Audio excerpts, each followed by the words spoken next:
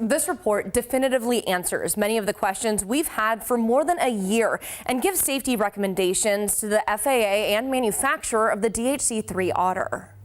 After nearly 13 months of investigating, this has been a tremendous effort and a very, very exhaustive report and research project by the NTSB. The NTSB says the in-flight unthreading of the clamp nut from the horizontal stabilizer trim actuator barrel due to a missing lock ring rendered the DHC-3 Otter uncontrollable. Something happened along the way here, and that something led to the loss of this airplane. There was nothing the crew could do. Aviation analyst John Nance says this was a preventable problem. One of the reasons the NTSB put this much effort into this report was because one of the questions always is, how do we make sure this never happens again?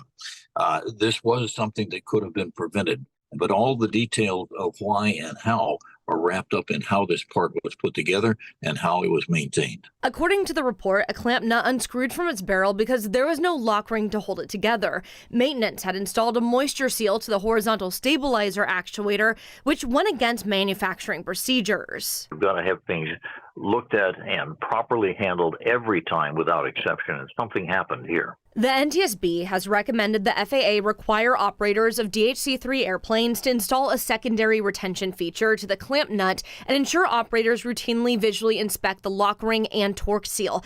It made similar recommendations to Transport Canada and is asking Viking Air to develop better inspection criteria for maintenance and to revise the maintenance manual, among other recommendations. The major thing to take away from this is we can be 100% safe as long as we do things properly in maintenance, in all aspects of flying, every single time without exception.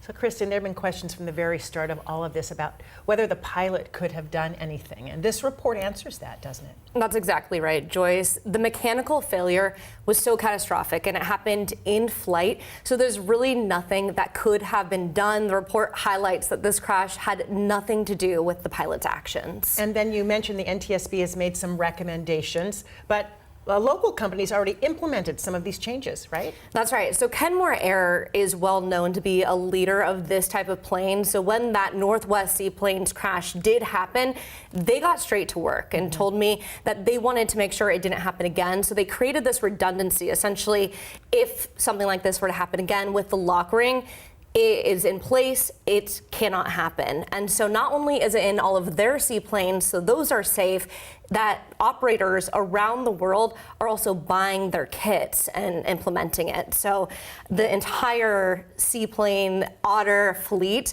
they're just trying to make sure that it is as safe as possible. So safety changes, and with this report, some answers for the families. That's exactly right. Thanks, Kristen. Yeah.